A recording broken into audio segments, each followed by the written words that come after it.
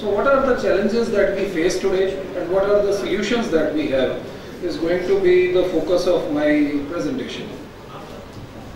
So the epidemiology, as I just said, has been changing over the last few years. In the 1970s, as you can see, non-communicable diseases were only 36% of all diseases, whereas communicable diseases were more common. On the other hand, 30 years or 40 years down the line, over 2/3 of major diseases are non-communicable diseases. And infections have, though not under control, infections have been controlled quite a bit. Good vaccination, good antibiotics have changed a lot.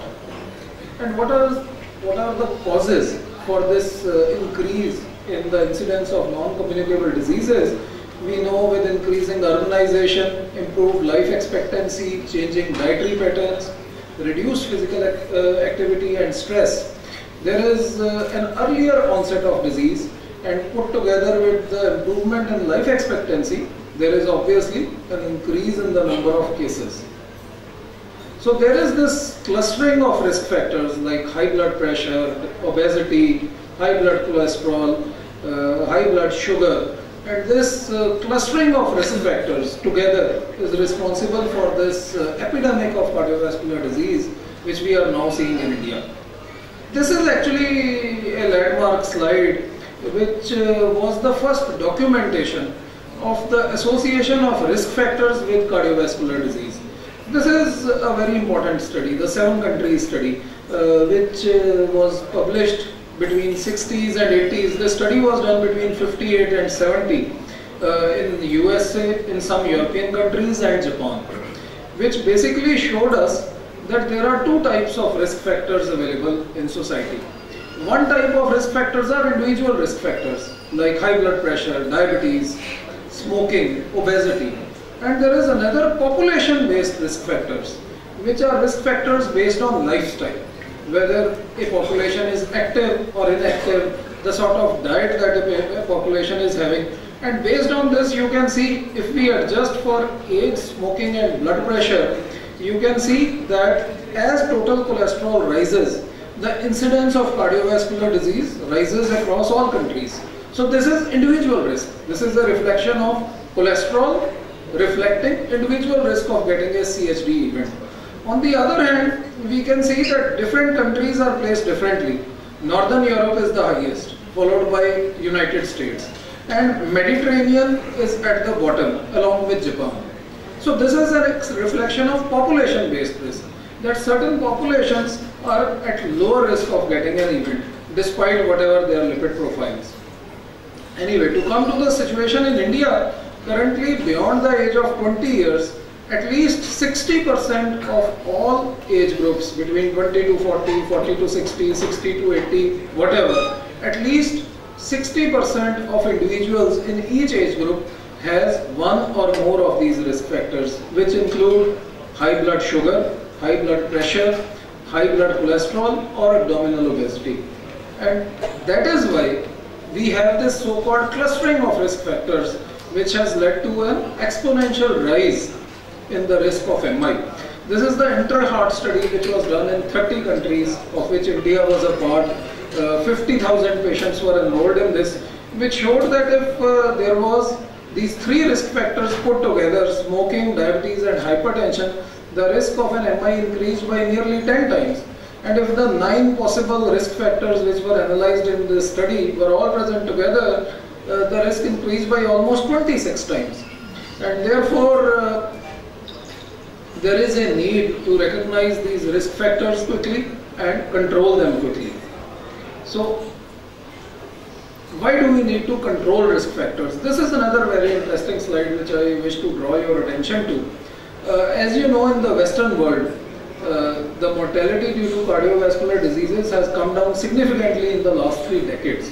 Now, we seem to think that most of this decrease has been brought about by improved treatments. But let us look at what is actually the situation. This is data from United States and Europe, and I would like you to see that this in green is actually the only impact of newer treatments. So better treatment has actually reduced cardiovascular disease mortality by only about 40%. And the remaining 50-55% of the reduction in mortality has actually come about because of increased control of risk factors. This is a fact which they have recognized much earlier than we did. We are only now beginning to understand this. So, based on a number of data, a very interesting score called the SCORE, which predicts the risk of having a heart attack or a cardiovascular disease event over the next 10 years, have been built. This is the chart for high-risk countries and this is the chart for low-risk countries. India falls in a high-risk country, and if you look at this chart carefully, you will notice that if the age of a male is beyond about 55 and the female beyond 60, almost everybody is in red. So this indicates that in high-risk countries like India, once your age is beyond 50 if you are a male, or 55 or 60 if you are a female, you are at extremely high risk of getting a first CSD event. This is a chart which has been built keeping in mind the 4 major risk factors: smoking, age, total cholesterol and blood pressure, systolic blood pressure. So I will not go into the details of this, but to show you briefly, if we have a female who is 60 with a total cholesterol which is around 320, the risk of getting an MI is only 2% if there is no other risk factor. On the other hand, if we have a male who is 60, the same age, a much lower total cholesterol level, just about 200, but who has high blood pressure and who smokes, the risk is 10 times higher. So this is how risk factors cluster together to cause increased disease outcomes, and these are risks of fatal disease. So we have a lot of guidelines. I have a lot of slides on guidelines which we won't go into the details of because I think we are all familiar with them. But just to show you, these are the 2012 European Society of Cardiology guidelines. These are guidelines on the prevention of cardiovascular disease. So there are guidelines regarding smoking, guidelines regarding diet, guidelines regarding improvement of physical activity, guidelines regarding weight reduction to maintain an ideal body weight because of the adverse cardiovascular effects of increasing body weight, recommendations on blood pressure, recommendations on diabetes mellitus, on hyperlipidemia, on antithrombotic therapy. So there are huge guidelines. These were European, now these are American. Again, I won't go into details of this, but these are the lipid guidelines which came last year. These are aspirin guidelines, and these are stroke guidelines, non-STEMI guidelines. There are a huge number of guidelines. The problem is, why despite all these guidelines, we still are seeing so much cardiovascular disease. And one of the major problems that has been noted is the problem of compliance. Now, what is the issue with compliance? So, this premier study was done to show that if a patient comes to you for the first time in an OPD and you recommend him 3, 4, 5 drugs for control of risk factors, control of blood pressure and relief of whatever symptoms, and often actually these patients are asymptomatic. They just have high blood pressure, diabetes and high blood cholesterol, and all these conditions are asymptomatic. So often these are asymptomatic conditions. You prescribe them 4 drugs or 5 drugs. So how many patients actually continue to take all these drugs? So all these drugs were continued by only 66% patients at the end of 1 month. So 12% discontinued all medications, 3% discontinued 2 medications, and 17% discontinued 1 medication. That means that 1/3 of patients will not even continue with these medicines for even 1 month. This is another study which shows that after an event of cardiovascular disease or stroke at the end of 5 years, how many people were taking these 4 group of drugs which we all know give us survival benefit if you have high risk of CVD events. ACE inhibitors or ARBs, statins, beta blockers, antiplatelets. So these are well established therapies, and as you can see, less than 20% patients at the end of 5 years are actually taking these drugs. This is another study which was done in Europe to find out what is a physician's perspective on this. How much time physician spends on trying to explain these risk factors and the need for following these drugs and these lifestyle measures rigorously. And you find even in Europe, hardly two-thirds, actually less than two-thirds, only 60% of physicians in the best country, which is Germany, and about 55% on an average in Europe, actually was spending any time on educating a patient about these risk factors. And there were lots of reasons for not explaining these, like not applicable to my particular patients, being unrealistic, guidelines being too confusing, or there being lack of time to explain all these things. And if you look at the long-term survival of these patients, you find, as expected, if a patient was taking all these 3 or 4 drugs, the survival curves are on top. And if the patient had stopped all drugs, as nearly 20% of patients had, you find that their survival at the end of 12 months is actually worsening. There is actually a statistical difference already. So it is important to recognize that there are compliance issues. This is 2012 data from European Society of Cardiology, talking not just about drug compliance, but about compliance with non-lifestyle measures, like smoking cessation, like regular physical activity, like trying to maintain an ideal body weight, blood pressure, blood cholesterol levels. And as you can see, compliance in none is more than 50%. The compliance in everything is actually less than 50%, which shows that not only drug therapy, but lifestyle modification also doesn't happen easy. That is why the latest guidelines by European Society of Cardiology actually include specific recommendations on patient adherence. So this is all very impractical, because see, they have tried to analyze what are the problems with compliance. They have found out what are the issues with health system, like poor quality of relationship between doctor and patient because of too less time being spent, or patient being totally asymptomatic and therefore not taking the doctor's recommendation seriously, or physical impairments, or basically socio-economic factors like low literacy, high medication costs. So all these things may be factors, but it's not easy to deal with these factors. And all of us have a lot of work in the OPD. We have a lot of time to spend on OPDs, on rounds. We as cardiologists have procedures to perform, surgeons have procedures to perform. We really don't have time, all of us, to go into details about these guidelines with an individual patient. And therefore something needs to be done to improve adherence. And that's why all these organizations which give guidelines are actually recommending that reduced dosage demands, so as to, this is the most effective single approach towards enhancing adherence to therapy. And one such therapy could be a polypill, something which has all these drugs put into one tablet, which will make life easy both for the patient and for the doctor, and it will be easy and cheap. So this is one randomized trial, the Umpire trial, which was done recently, which enrolled patients from India and Europe, and which showed us that compliance with a polypill can actually be increased almost 3 times.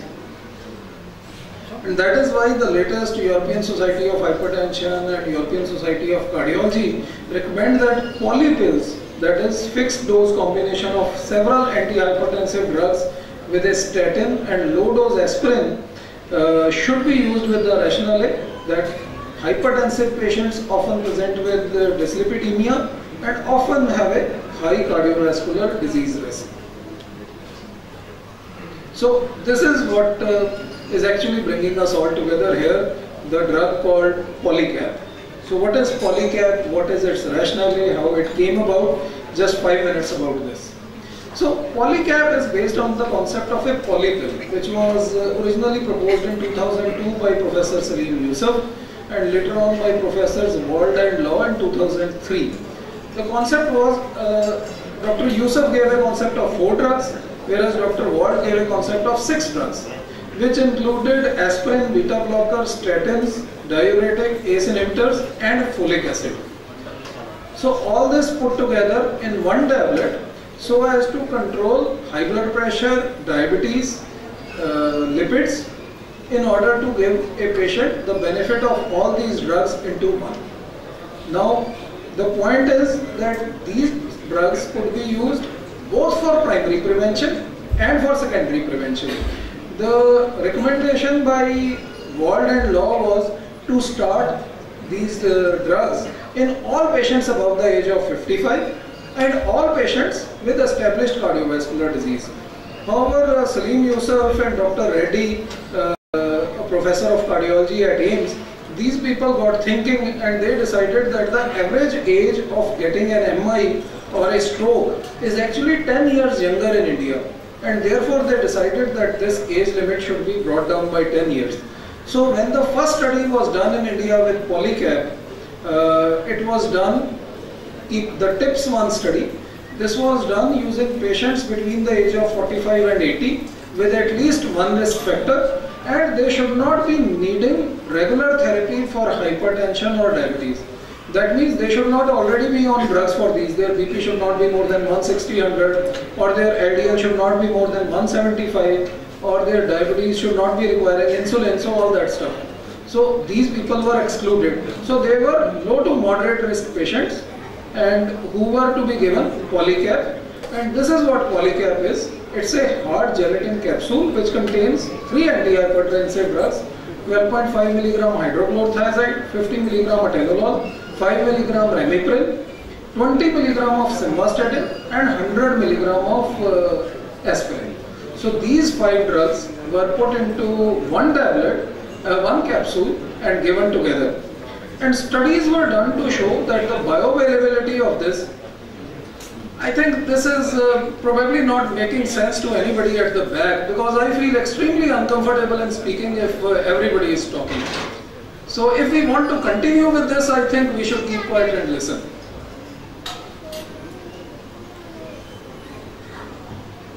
Okay.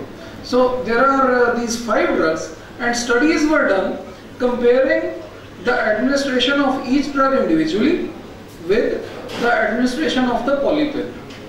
And it was found that the bioavailability of the polypill was excellent. Actually, the drug levels with each drug achieved individually were the same as achieved with the polypill, with one exception.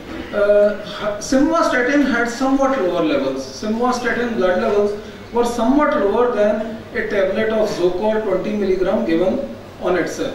Apart from that, all the other 4 drugs had blood levels which were equivalent to the blood level achieved if the drug was given as a separate tablet. And it was shown that a combination of this brought about a statistically significant reduction in blood pressure, also brought about significant reduction in lipid levels, improved platelet function, and this is a summary of all the 3 effects. And based upon data which we have from population-based studies, the chart below shows you that in patients who were given low-dose Polycap, that means 1 tablet per day, these were primary prevention patients, that means patients who did not have established disease but only had risk factors, 1 or more. Their risk of having a CHD event would be brought down by 62% and stroke by 48%. On the other hand, if the patient was given 2 full capsules of Polycap, which was usually in secondary prevention patients, the reduction in risk was even further, 70% in CHD and 60% in stroke. So theoretically, the benefits of a polypill includes significant cardiovascular risk factor reduction, improved adherence and compliance, reduced side effects, and cost savings. And that is why this is now actually catching the attention not only of physicians but also of people who are making guidelines.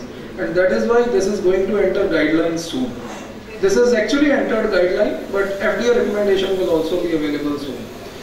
So who can benefit from Polycap? Patients with established CVD, with or without hypertension or dyslipidemia, and patients who have only hypertension and dyslipidemia, no established CVD yet.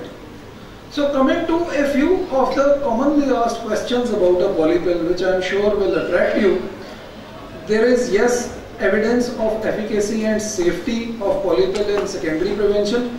After TIPS-1 was done in India with low risk patients, TIPS-2 was done in patients who had established CSD, who were given 2 capsules a day, and they were either patients who had an MI or angina or a stroke or TIA, and it was found to be equally useful in this subgroup.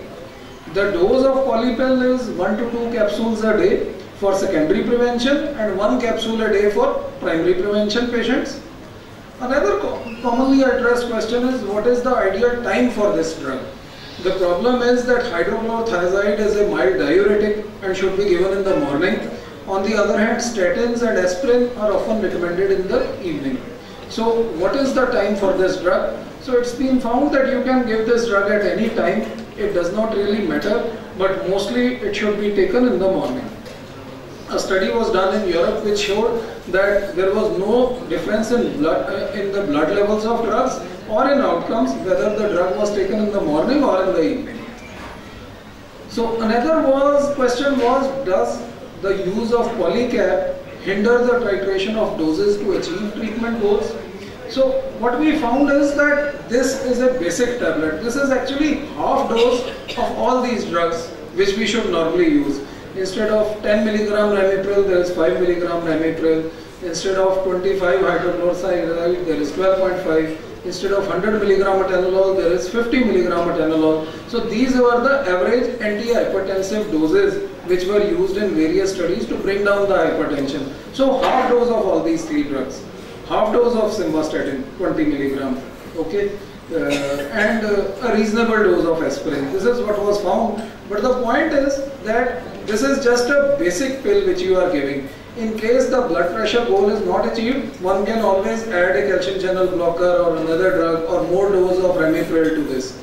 If the patient does not achieve a lipid goal, there is no problem in adding another dose of simvastatin or ezetimibe or fenofibrate, whatever is deemed appropriate.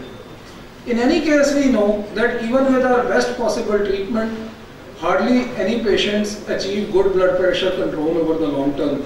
Even in US, which has the best levels of blood pressure control, only 50% have their blood pressure controlled on regular medical treatment. This number, as you can see, is 30% for UK and it is less than 25% for India. So even if we give this 1 capsule and we manage reasonable blood pressure control, that's not a bad idea. Another question is whether Polycap can be used in diabetic subset. Yes, it can be used because actually the risk factor reduction, the survival benefit in this group is going to be more, because most diabetics will have some dyslipidemia, often borderline high blood pressures, and therefore they are the ones who actually stand to benefit the most. One niggling question is why atenolol has been included instead of metoprolol. The problem is that metoprolol is short acting. Its long-acting formulation was not compatible with the other components for being put into a single tablet. Atenolol, as you know, on the other hand, is long-acting and is approved for single daily dose. Hence, it was convenient to use atenolol, so it was put in this tablet. And the last question is why simvastatin has been included in this tablet, when simvastatin is actually now no longer being used. It's hardly ever being used. Atorvastatin and rosuvastatin are much more commonly used. Here the benefit was that simvastatin has a lot of data supporting it in diabetic dyslipidemia, in coronary artery disease, in primary prevention as well. And since its patent has expired, generic simvastatin is available for very low cost. And therefore this will help in making the tablet much cheaper. In any case, there is no problem with adding another dose of simvastatin if the goals are not achieved with this. So this is the rationale behind using simvastatin instead of atorvastatin. And finally, what is the role of aspirin? Aspirin, as we know, is recommended in all high-risk patients. The ADA, AHA and ACC all recommend the use of 75 to 162 milligram of aspirin in high-risk subgroups, and therefore its use is also justified. So if we look at what can be the impact of Polycap on patient outcomes, what we find is that 1, it improves compliance because it's much cheaper, it's much easier to have only 1 drug instead of 5 separate drugs. 2, increased adherence to this drug will bring about survival benefit it is predicted at least to the tune of 25% or so, because a very important line is drugs don't work in patients who don't take them. So it's good to be able to give 5 tablets separately, but if the patient does not take them due to whatever reason, it is better to give 1 tablet, achieve some benefit, rather than give nothing at all and achieve no benefit. And folic acid was not added in this combination because a lot of studies were done to find out whether, we know that there is a predictive relationship between homocysteine levels and CHD events, but there is no evidence on the contrary that if you bring down homocysteine levels, MIs will come down. So 3 studies, WISP study, HOPE study and NORWIT, were done to check this hypothesis, and none of them showed any benefit of adding folic acid to the existing therapy. So to summarize, coronary artery disease and stroke are the biggest killers that we have in society today. Hypertension, dyslipidemia are the major risk factors. Risk factors require early recognition and effective control, and that is why new guidelines recommend Polypill for effective control of multiple risk factors. The Polycap by Cadila is a very effective and well-tolerated solution for changing the epidemiology of this disease, and this can be called as the Indian solution for a global problem. Thank you.